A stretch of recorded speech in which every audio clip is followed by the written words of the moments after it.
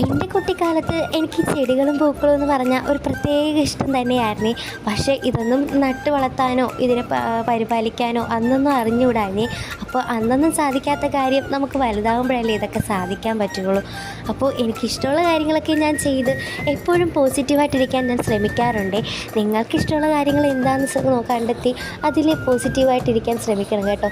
എപ്പോഴും പോസിറ്റീവായിട്ടിരിക്കുക എന്ന് പറയുന്നത് തന്നെ വല്ലാത്തൊരവസ്ഥ തന്നെയാണ്. പറ്റണമെന്നുമില്ല, നമ്മുടെ സാഹചര്യമാണ് നമ്മളെ പോസിറ്റീവായിട്ടിരിക്കണോ നെഗറ്റീവായിട്ടിരിക്കണോ എന്ന് പറയുന്നത് തന്നെയല്ലേ. അപ്പോൾ ഈ ചെടികൾ എന്ന് പറയുന്നത് തന്നെ ഒരു പോസിറ്റീവ് എനർജി തന്നെയാണ്. അറിയാത്തവരുണ്ടെങ്കിൽ ഇതൊന്ന് ട്രൈ ചെയ്ത് നട്ടൊക്കെ നോക്കി ഇതിനൊന്ന് കെയർ ചെയ്ത് നോക്കണം കേട്ടോ. ഒരു പ്രത്യേക ഫീല് തന്നെയാണ് ഇത്. അപ്പോൾ നമ്മുടെ മണി പ്ലാന്റ് ആണെങ്കിലും ഞാൻ ഇതേപോലെ കെയർ ചെയ്യാറുണ്ട് കേട്ടോ. നമ്മുടെ കുഞ്ഞുങ്ങളെ പോലെയായിട്ട് ഞാൻ ഇത് കെയർ ചെയ്യാറേ. അപ്പോൾ ഈ പുറത്തായിട്ട് ചാടി നിൽക്കുന്നതൊക്കെ ഞാൻ ഉള്ളിലായിട്ട് വെച്ച് നല്ല ബൊക്ക പോലെ ഞാൻ സെറ്റ് ചെയ്തെടുക്കാറുണ്ട് കേട്ടോ.